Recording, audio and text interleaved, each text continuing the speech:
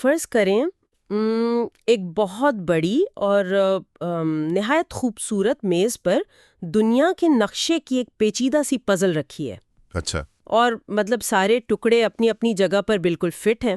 اب اچانک کوئی آتا ہے اور اس میز کو زور سے دھکا دے دیتا ہے تو ظاہر ہے سارے ٹکڑے زمین پر گر کر بکھر جائیں گے. بالکل. اور اب اصل میں ہو یہ رہا ہے کہ ہر طاقتور ملک، ہر بڑی ریاست ان بکھرے ہوئے ٹکڑوں کو اٹھا کر اپنی مرضی کی ایک نئی تصویر بنانے کی کوشش کر رہی ہے. یہ تو ہے. اور سب سے بڑا مسئلہ یہ ہے کہ کوئی بھی ایک دوسرے کی تصویر سے متفق نہیں ہے. دیکھیں، یہ جو منظر آپ نے ابھی کھینچا ہے نا، یہ بہت ہی چشمکش اور حقیقت کے بالکل قریب تر ہے.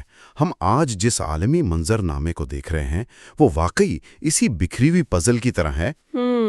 موجودہ ماہرین اور ہمارے پاس موجود جو مختلف تحقیقی رپورٹس ہیں وہ اسے موزیک آرڈر کا نام دے رہی ہیں. موزیک آرڈر، صحیح. جی، یعنی ایک ایسا نظام جہاں پرانی ترتیب مکمل طور پر ختم ہو چکی ہے اور اب دنیا مختلف اور پیچیدہ ٹکڑوں میں بٹ کر ایک نئی مگر انتہائی غیر مستحکم شکل اختیار کر رہی ہے.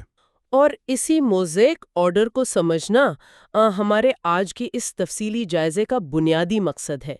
ہم یہ جاننے کی کوشش کریں گے کہ سال 2026 کا یہ بدلتا ہوا عالمی منظرنامہ کیسا دکھائی دیتا ہے. بالکل. اس کے لیے ہم نے دنیا کے چند معتبر ترین ذرائع کا گہرائی سے مطالعہ کیا ہے. آج کے حقائق اور تجزیے new lines institute, council on foreign relations, ETH Zurich کی اسٹریٹجک ٹرینڈز رپورٹ اور ڈان نیوز کی حالیہ کویت سے اخذ کیے گئے ہیں. صحیح. لیکن اس سے پہلے کہ ہم معیشت، سفارتکاری، جنگی ٹیکنالوجی اور خلا کی اس پیچیدہ بحث میں اتریں، ایک بہت اہم بات کی وضاحت ضروری ہے. جی. وہ وضاحت دراصل یہ ہے کہ آج جن معاملات پر ہم بات کر رہے ہیں، جیسے کہ مشرق وسطیٰ کی کشیدگی، یوکرین کا تنازع یا سپر پاورز کی رساکشی، یہ سب انتہائی حساس اور پیچیدہ موضوعات ہیں. بالکل، بہت حساس ہیں. تو اس لیے شروع میں ہی یہ واضح کر دینا چاہیے کہ ہمارا مقصد کسی بھی سیاسی یا نظریاتی فریق کی سائیڈ لینا ہرگز نہیں ہے. ہم صرف ان صفحے اول کی رپورٹس میں موجود حقائق کو سامنے رکھ رہے ہیں. صحیح. تاکہ ہم سب مل کر اس بدلتی ہوئی دنیا کے خد و خال کو مکمل غیر جانبداری کے ساتھ سمجھ سکیں. بالکل ایسا ہی ہے. تو چلے پھر سیدھا اصل موضوع کی طرف آتے ہیں. اس پرانے عالمی نظام کی بنیادیں ہلنے کی جو سب سے بڑی وجہ ہے وہ بڑی طاقتوں، خاص طور پر امریکہ اور چین کی پالیسیوں میں آنے والی زبردست تبدیلیاں ہیں. یہ تو ہے. کونسل آن فارن ریلیشنز کی رپورٹ کے مطابق امریکہ میں ٹرمپ انتظامیہ کی جانب سے درآمدی ڈیوٹی یعنی ٹیرف میں بے تحاشا اضافہ کیا گیا ہے. اور اس کا نتیجہ یہ نکل رہا ہے کہ عالمی معیشت کو افراط زر اور کساد بازاری یعنی اسٹیگفلیشن کے شدید خطرات کا سامنا ہے. اب ایک منٹ ذرا یہاں تھوڑا رکتے ہیں. جی. افراط زر تو ہم سب جانتے ہیں کہ مہنگائی کا نام ہے، لیکن یہ کساد بازاری یا اسٹیگفلیشن کیا بلا ہے؟ ذرا اسے آسان الفاظ میں سمجھائیں مجھے. یہ واقعی ایک بہت اہم سوال ہے. دیکھیں، عام حالات میں جب معیشت ترقی کر رہی ہوتی ہے تو لوگوں کے پاس پیسہ آتا ہے، مانگ بڑھتی ہے اور اس کی وجہ سے چیزیں مہنگی ہو جاتی ہے. صحیح. اسے ہم عام مہنگائی کہتے ہیں. لیکن یہ جو اسٹیگفلیشن ہے نا، یہ کسی بھی معیشت کے لیے ایک ڈراؤنا خواب ہوتا ہے. اچھا، وہ کیوں؟ کیونکہ اس صورتحال میں مہنگائی تو تیزی سے بڑھ رہی ہوتی ہے لیکن معاشی ترقی رک جاتی ہے اور بے روزگاری میں اضافہ ہونے لگتا ہے. مطلب چیزیں مہنگی ہو رہی ہیں لیکن لوگوں کی نوکریاں جا رہی ہیں اور کاروبار بند ہو رہے ہیں. بالکل. اور جب امریکہ جیسے بڑے ملک میں ٹیرف بڑھتے ہیں تو باہر سے آنے والا سستا سامان مہنگا ہو جاتا ہے، جس سے عالمی سطح پر سپلائی چین متاثر ہوتی ہے. صحیح. اور یہی چیز دراصل اسٹیگفلیشن کا باعث بنتی ہے. یہ تو واقعی ایک بڑی بھیانک معاشی صورتحال لگ رہی ہے. اور ان پالیسیوں کا اثر صرف معیشت تک تو محدود نہیں ہے. رپورٹ میں ایک اور انتہائی لرزہ خیز اعداد و شمار موجود ہیں. جی بالکل. امریکی غیر ملکی آمداد میں جو اچانک کٹوتیاں کی گئی ہیں ان کی وجہ سے عالمی سطح پر ایک ہولناک انسانی بحران پیدا ہوا ہے. اور اندازہ لگایا گیا ہے کہ اس امداد کے رکنے سے 3,50,000 سے زائد اموات ہو چکی ہیں. مطلب یہ کوئی چھوٹا نمبر نہیں ہے، یہ تو پوری آبادی کے ختم ہونے کے مترادف ہے. یہ اعداد و شمار واقعی عالمی نظام کے ایک بہت تلخ پہلو کو بے نقاب کرتے ہیں. دیکھیں، جب بڑی طاقتیں اپنے اندرونی معاملات اور معاشی تحفظ پر توجہ مرکوز کرتی ہیں تو اس کا سب سے بھاری نقصان ان کمزور خطوں کو اٹھانا پڑتا ہے۔ ہاں، جو دہائیوں سے اس امداد پر انحصار کر رہے تھے۔ بالکل۔ اب دوسری طرف اگر ہم چین کی حکمت عملی دیکھیں تو وہ امریکہ سے بالکل مختلف ہے۔ وہ کیسے؟ امریکہ ٹیرف لگا کر اندر کی طرف سکڑ رہا ہے، جبکہ چین اپنے ڈیجیٹل سلک روڈ کے ذریعے ایک خاموش مگر انتہائی مؤثر توسیع کر رہا ہے۔ صحیح۔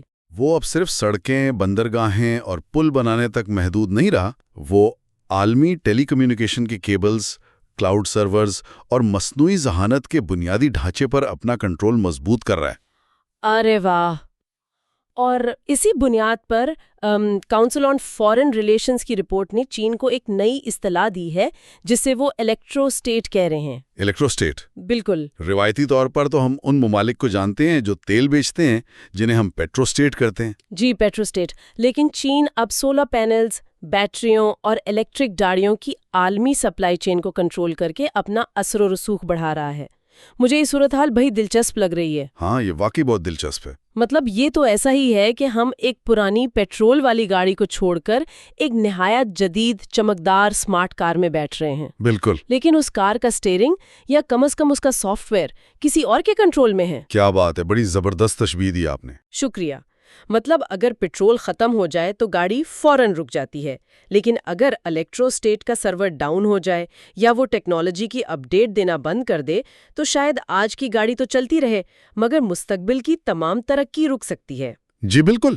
تو کیا ہم پرانی تیل کی انحصاری سے نکل کر ایک نئی اور زیادہ خطرناک ٹیکنالوجی کی انحصاری میں نہیں جا رہے ہیں؟ آپ کی اس تشبیہ نے فرق کو بہت خوبصورتی سے واضح کر دیا ہے۔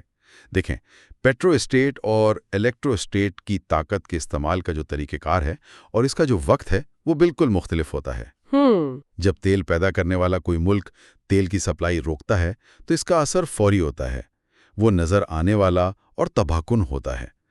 جہاز اڑنا بند ہو جاتے ہیں، فیکٹریاں رک جاتی ہیں۔ صحیح۔ لیکن الیکٹرو اسٹیٹ کا وار زیادہ اسٹریٹجک اور طویل مدتی ہوتا ہے۔ اگر سولر پینلز یا بیٹریوں کے خام مال کی سپلائی رک جائے تو کل صبح آپ کے گھر کی بجلی نہیں جائے گی۔ تو پھر کیا ہوگا؟ ہوگا یہ کہ اگلے 10 سالوں میں آپ کا ملک اپنے پاور گریڈ کو جدید بنانے کے قابل ہی نہیں رہے گا۔ اوہ، اچھا۔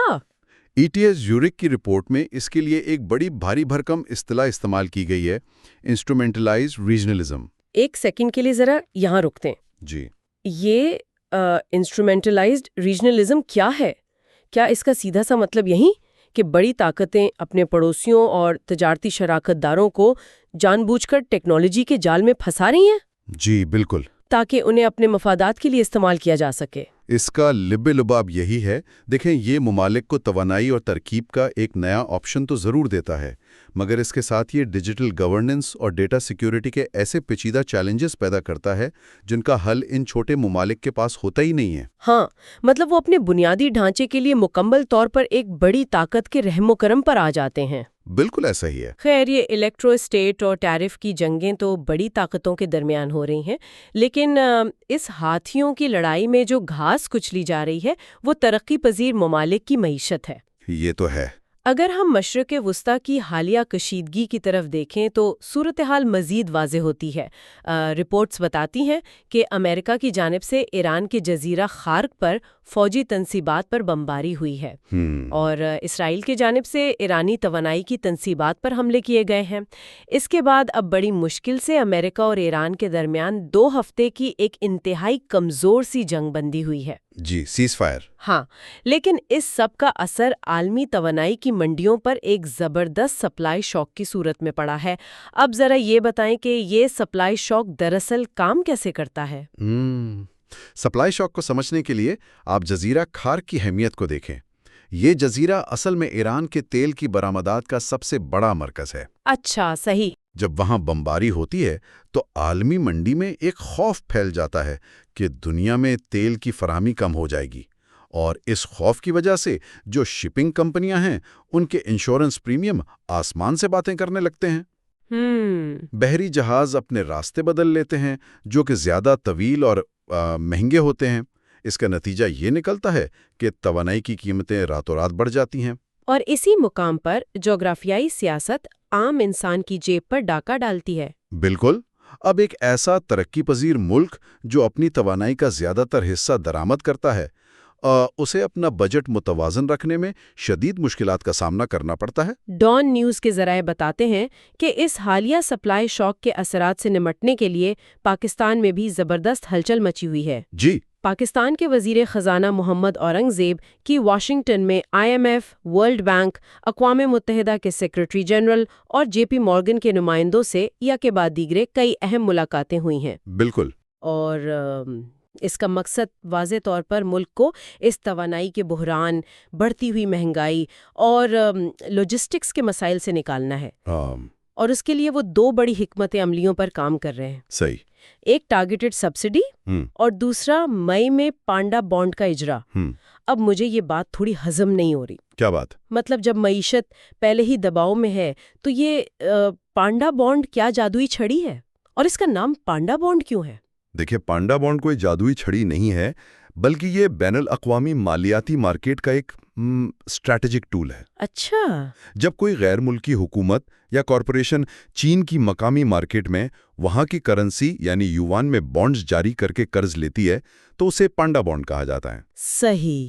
اس کا سب سے بڑا فائدہ یہ ہوتا ہے کہ ملک ڈالر کی انحصاری سے کچھ حد تک باہر نکل آتا ہے۔ اوہ اچھا، اب سمجھ آئی۔ جی، جب عالمی سپلائی شاک کی وجہ سے ڈالر مہنگا ہو رہا ہو اور امریکی شرح سود زیادہ ہو تو چین کی مارکیٹ سے سستے نرخوں پر قرض لینا ایک بڑی سمجھداری کا فیصلہ ہو سکتا ہے۔ مطلب یہ پاکستان کی جانب سے کیپٹل مارکیٹ میں دوبارہ داخل ہونے کی ایک بڑی کوشش ہے۔ بالکل ایسا ہی ہے۔ اچھا، یہ تو ہو گئی ریاستی سطح کی بات، لیکن رپورٹس میں اقوام متحدہ کے زیر سایہ ایک نئے پلیٹ فارم کا ذکر بھی ہے جسے بوروورز پلیٹ فارم کہا جا رہا ہے۔ جی، بوروورز پلیٹ فارم۔ مقصد اس کا یہ بتایا گیا ہے کہ یہ ترقی پذیر ممالک کے قرضوں کا بوجھ کم کرنے میں مدد دے گا۔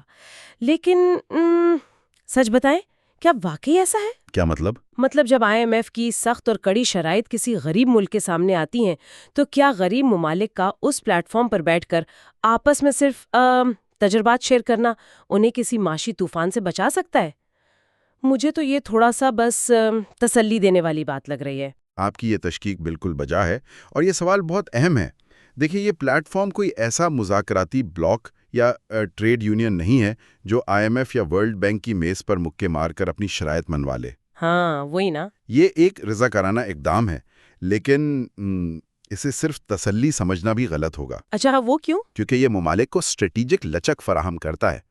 ذرا سوچیں، جب ایک ملک کو معلوم ہوتا ہے کہ اس سے ملتے جلتے معاشی حالات والے دوسرے ملک نے IMF کی مخصوص شرط سے بچنے کے لیے کیا متبادل معاشی پالیسی اپنائی تھی، صحیح، تو وہ انہی دلائل اور تجربات کی بنیاد پر اپنے لیے بہتر شرائط طے کر سکتا ہے۔ یہ خاموش تماشائی بنے رہنے سے بہرحال ایک قدم آگے کی حکمت عملی ہے۔ ہاں، یہ بات کسی حد تک قابل فہم ہے۔ ویسے دلچسپ بات یہ ہے کہ پاکستان میں CSS کے امتحانات کی تیاری کے حوالے سے جو حالیہ سلیبس کے رجحانات بتائے گئے ہیں ان میں بھی یہی موضوعات ہیں۔ اچھا؟ جی بالکل۔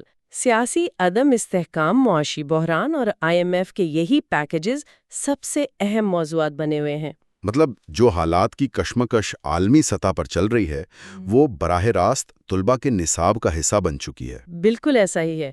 خیر، جب یہ معاشی شیلڈز، یہ سفارتی فورمز اور یہ سب کوششیں ناکام ہو جاتی ہیں تو پھر ظاہر ہے کھلی جنگ شروع ہو جاتی ہے۔ جی، بدقسمتی سے۔ اور ہمارا اگلا حصہ اسی جنگ کے نئے چہرے کے بارے میں ہے۔ ذرائع بتاتے ہیں کہ 2026 میں لڑی جانے والی جنگیں ہمارے ماضی کے تصورات سے بہت مختلف ہیں۔ بالکل مختلف ہے۔ معاشی جنگ کس طرح براہ راست میدان جنگ کی شکل اختیار کر رہی ہے، اس کی ایک بڑی حیران کن مثال ETH زہرہ کی رپورٹ میں موجود ہے۔ جی، اور وہ مثال یورپ اور چین کے درمیان بڑھتی ہوئی کشیدگی کی ہے۔ ہم سب جانتے ہیں کہ روس اور یوکرین جنگ کے اثرات پوری دنیا پر پڑ رہے ہیں۔ اسی دباؤ کے تحت نیدرلینڈز نے حال ہی میں ایک چینی ملکیت والی مائکرو چپس کمپنی جس کا نام نیکسپیریا ہے اسے اپنے قبضے میں لے لیا، صحیح، تاکہ ٹیکنالوجی کی منتقلی کو روکا جا سکے۔ بالکل۔ لیکن اس کا رد عمل کیا آیا؟ چین نے جوابی کارروائی کرتے ہوئے اہم چپس کی برآمدات ہی روک دیں۔ ارے واہ! اور اس کے نتیجے میں پورے یورپ کی آٹوموٹیو سپلائی چین دھڑام سے نیچے آ گئی۔ مطلب یہ ایک ایسا ہتھیار ہے جس میں گولی نہیں چلی لیکن تباہی کسی بمباری سے کم نہیں ہوئی۔ بالکل ایسا ہی ہے۔ لیکن جب ہم عسکری جنگ یعنی ہتھیاروں والی جنگ کی بات کرتے ہیں تو پچھلی 2 دہائیوں سے ہم یہی سنتے آ رہے تھے کہ اب جنگیں مکمل طور پر بدل جائیں گی۔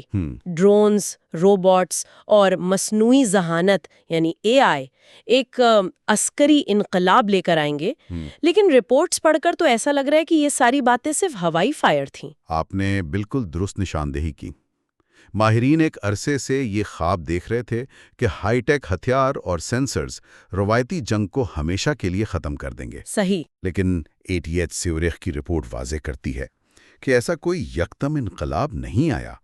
جنگ کی نوعیت، اس کی رفتار اور معلومات تک رسائی ضرور بدلی ہے، لیکن جنگ جیتنے کا بنیادی اصول آج بھی وہی ہے جو 100 سال پہلے تھا۔ یوکرین اور غزہ کی حالیہ مثالیں اس بات کا سب سے بڑا ثبوت ہے۔ بالکل۔ ہم روزانہ ویڈیوز میں دیکھتے ہیں کہ جدید کمرشل ڈرونز اڑ رہے ہیں، سمارٹ کیمرے لگے ہیں، لیکن کیا یہ ڈرونز اکیلے کوئی علاقہ فتح کر سکتے ہیں؟ بالکل نہیں۔ رپورٹ بڑی بے رحمی سے کہتی ہے کہ روایتی جنگی عناصر، جنہیں انگریزی میں سٹیل، پاؤڈر اینڈ بلڈ کہا جاتا ہے، یعنی توپ خانہ اور بارود۔ جی، توپ خانہ بارود کی صنعتی سطح پر پیداوار اور انسانی مہارت اور جانوں کا زیاں، یہ سب آج بھی اتنے ہی اہم ہیں۔ بالکل۔ مجھے تو یہ سارا منظرنامہ کچھ یوں لگتا ہے کہ آپ کسی پرانے دور کے گھڑ سوار جنگجو کو ایک نیا اور جدید سمارٹ فون پکڑا دیں۔ اچھا۔ مطلب وہ سمارٹ فون کے کیمرے سے دور بیٹھے دشمن کی لوکیشن تو بڑی آسانی سے دیکھ لے گا، ہو سکتا ہے وہ خود بھی تھوڑا سمارٹ ہو جائے، لیکن میدان میں بقا کی جنگ جیتنے کے لیے اسے آج بھی اپنی وہی پرانی اور بھاری تلوار ہی چلانی پڑے گی۔ کیا بات ہے، بالکل صحیح کہا آپ نے۔ تو کیا ہم اس جدید ٹیکنالوجی، AI اور ڈرونز کی اندھی دوڑ میں اپنی بنیادی صنعتی صلاحیتوں یعنی اس تلوار بنانے کی فیکٹری کو نظر انداز کر کے کوئی بہت بڑی غلطی نہیں کر رہے؟ یہ تشبیہ اس پورے بحث کا نچوڑ ہے۔ دیکھیں، جدید ٹیکنالوجی جیسے کہ مصنوعی ذہانت یا ڈرونز دراصل ایک فورس ملٹی پلائر کے طور پر کام کرتے ہیں۔ فورس ملٹی پلائر مطلب؟ یعنی اگر آپ کے پاس ایک توپ ہے تو اسمارٹ ٹیکنالوجی اس ایک توپ کا نشانہ اتنا درست کر دے گی کہ وہ 10 توپوں کے برابر کام کرے گا۔ اچھا، صحیح۔ لیکن اور یہ بہت بڑا لیکن ہے، یہ ٹیکنالوجی بذات خود طاقت کا متبادل نہیں ہے۔ اگر آپ کے پاس دنیا کے بہترین ڈرونز ہیں جو دشمن کی نشاندہی کر سکتے ہیں، ہاں، لیکن اس نشاندہی کے بعد فائر کرنے کے لیے آپ کی فیکٹریوں کے پاس توپ خانے کا گولہ بارود بنانے کی صلاحیت ہی نہیں ہے، صحیح، یا جنگ کو مہینوں اور سالوں تک کھینچنے کی صنعتی استعداد نہیں ہے، تو وہ ساری ٹیکنالوجی مکمل طور پر بیکار ہو جاتی ہے۔ مطلب 2026 میں جنگ وہی جیتے گا جو کمرشل ٹیکنالوجی سیکٹر کی جدت کو اپنے روایتی عسکری اور صنعتی ڈھانچے کے ساتھ جوڑنا جانتا ہو۔ بالکل، 100%۔ اور اب ہم آتے ہیں اپنے جائزے کے آخری اور شاید سب سے سنسنی خیز حصے کی طرف۔ جی، ہم نے زمین پر ہونے والی جن جدید ٹیکنالوجیز، سمارٹ ہتھیاروں، ڈرونز اور معاشی ٹریکنگ کی بات کی، ان سب کا دماغ زمین پر نہیں ہے۔ بالکل، ان سب کا دار و مدار ان سیٹلائٹس پر ہیں جو خلا میں ہیں۔ جی، جو اس وقت ہمارے سروں کے اوپر گردش کر رہے ہیں، اور یہی وجہ ہے کہ زمین پر ہونے والی یہ کھینچا تانی اب تیزی سے خلا تک پہنچ چکی ہے۔ خلا واقعی تصادم کا حتمی میدان بنتا جا رہا ہے۔ ETH زیورخ کی رپورٹ میں خلا کے حوالے سے جو اعداد و شمار دیے گئے ہیں وہ سن کر تو واقعی ہوش اڑ جاتے ہیں۔ جی بالکل۔ کیا آپ اندازہ لگا سکتے ہیں کہ اس وقت خلا میں کتنا رش ہے؟ زمین کے مدار میں اس وقت 10 سینٹی میٹر سے بڑے 54,000 سے زائد اجسام گردش کر رہے ہیں۔ ارے واہ! اور اگر ہم خلائی ملبے یعنی اسپیس ڈیبری کے چھوٹے ٹکڑوں کی بات کریں تو ان کی تعداد 14 کروڑ سے بھی زیادہ ہے۔ اور اس 14 کروڑ ٹکڑوں کے ہجوم میں ہر روز نئے عسکری اور کمرشل مقاصد کے سیٹلائٹس بھیجے جا رہے ہیں۔ یہ ایک ایسا ٹریفک جام ہے جہاں کوئی ٹریفک سگنل یا پولیس نہیں ہے۔ تصویراتی یعنی اسٹریٹجک سطح پر اگر ہم دیکھیں تو بین الاقوامی سفارتکاری یہاں زمین سے بھی زیادہ بری طرح ناکام نظر آتی ہے۔ واقعی؟ جی، رپورٹ کے مطابق امریکہ اور روس کے درمیان ایٹمی ہتھیاروں کو محدود کرنے کا جو آخری بڑا معاہدہ تھا، جسے نیو سٹارٹ کہا جاتا ہے، نیو سٹارٹ، وہ اپنی موت آپ مر رہا ہے۔ اور جب خلا میں ہتھیاروں کو روکنے کے لیے قانون سازی کی باری آتی ہے تو وہ نظام بھی مکمل تعطل کا شکار ہے۔ اقوام متحدہ میں روس کی جانب سے اس حوالے سے پیش کی گئی ایک نہایت اہم قرارداد کو ویٹو کر دیا گیا ہے۔ چلیں یہ مان لیتے ہیں کہ کچھ ممالک نے رضاکارانہ طور پر اینٹی سیٹلائٹ میزائل کے مزید ٹیسٹ نہ کرنے کا عزم ظاہر کیا ہے، جو کہ ایک اچھی بات ہے۔ جی، یہ ایک مثبت پیش رفت ہے۔ لیکن ذرائع بتاتے ہیں کہ خلا کے مستقبل کے حوالے سے 3 ہی ممکنہ منظرنامے ابھر کر سامنے آ رہے ہیں۔ اچھا، وہ کون سے؟ پہلا یہ کہ ٹیکنالوجی کی بنیاد پر کوئی محدود سا معاہدہ ہو جائے جس میں کچھ موٹی موٹی حدود طے کر لی جائیں۔ صحیح۔ دوسرا منظرنامہ بہت خوفناک ہے، یعنی مکمل ہتھیاروں کی دوڑ، جہاں ہر ملک دوسرے کے سیٹلائٹ کو تباہ کرنے والا ہتھیار خلا میں پہنچا دے۔ اور تیسرا منظرنامہ ہے بحران کے بعد پیدا ہونے والا قانون۔ اب یہاں میرا ایک بہت ہی سخت اور بنیادی سوال ہے۔ جی پوچھیں۔ ہم انسانوں کی تو تعلیق ہے کہ ہم زمین پر موسمیاتی تبدیلی یا کھلی تجارت جیسے صاف اور سیدھے مسائل پر متفق نہیں ہو پاتے، تو کیا واقعی ہمیں اس بات کا انتظار ہے کہ خلا میں کوئی بہت بڑا اور ہولناک تصادم ہو؟ کیا ہم بحران کے بغیر سبق نہیں سیکھ سکتے؟ بدقسمتی سے اگر آپ انسانی تاریخ کا بغور مطالعہ کریں تو یہ تلخ حقیقت سامنے آتی ہے کہ عالمی سطح پر سیاسی ارادہ اکثر تبھی بیدار ہوتا ہے جب کوئی بہت بڑا انسانی، معاشی یا تصویراتی نقصان اٹھانا پڑے۔ صحیح۔ اور خلا کے معاملے میں یہ نقصان تصور سے باہر ہو سکتا ہے۔ ماہرین ایک خطرے کی نشاندہی کرتے ہیں جسے کیسلر سنڈروم کہا جاتا ہے۔ کیسلر سنڈروم یہ کیا ہوتا ہے؟ ذرا تصور کریں، خلا میں 2 بڑے سیٹلائٹ آپس میں ٹکراتے ہیں۔ ان کے ٹکرانے سے ہزاروں چھوٹے ٹکڑے بنتے ہیں جو گولی کی رفتار سے دوسرے سیٹلائٹ سے جا ٹکراتے ہیں۔ تو میرے خدایا! وہ مزید ٹکڑے پیدا کرتے ہیں اور یہ ایک ایسا نہ رکنے والا سلسلہ بن جاتا ہے جو پورے مدار کو ملبے کے ایک ایسے بادل میں بدل دے گا جس کے بعد انسان شاید دہائیوں تک خلا میں کوئی نیا سیٹلائٹ بھیجنے کے قابل ہی نہ رہے۔ مطلب ہماری پوری ڈیجیٹل معیشت، ہمارا جی پی ایس، ہمارا کمیونیکیشن سسٹم، سب کچھ اندھیرے میں ڈوب جائے گا؟ بالکل۔ اس لیے پیشگی قانون سازی ناگزیر ہے، ورنہ یہ تیسرا منظرنامہ یعنی تباہی کے بعد قانون بنانا ہمارا حتمی مقدر بن سکتا ہے۔ تو آج کی اس تفصیلی گفتگو کو اگر ہم سمیٹیں تو ایک بات شیشے کی طرح واضح ہو کر سامنے آتی ہے۔ بالکل۔ سال 2026 کا یہ نیا موزیک آرڈر بھلے ہی بکھرا ہوا نظر آئے، لیکن یہ اندرونی طور پر انتہائی گہرائی سے جڑا ہوا ہے۔ جی۔ امریکہ کے لگائے گئے درآمدی ٹیرفز، چین کی ٹیکنالوجی پر بڑھتی ہوئی اجارہ داری یعنی الیکٹرو اسٹیٹ کا ابھرنا، مشرق وسطی کے دھماکہ خیز تنازعات اور ان سے پیدا ہونے والا سپلائی چوک جائے درست اور حقائق پر مبنی علم ہی وہ واحد راستہ ہے جو ہمیں باخبر اور تیار رکھ سکتا ہے۔ اور ان تمام ذرائع کا باریک بینی سے جائزہ لینے کے بعد ہمیں ایک اور بہت بڑی تبدیلی کا احساس ہوتا ہے۔ وہ کیا؟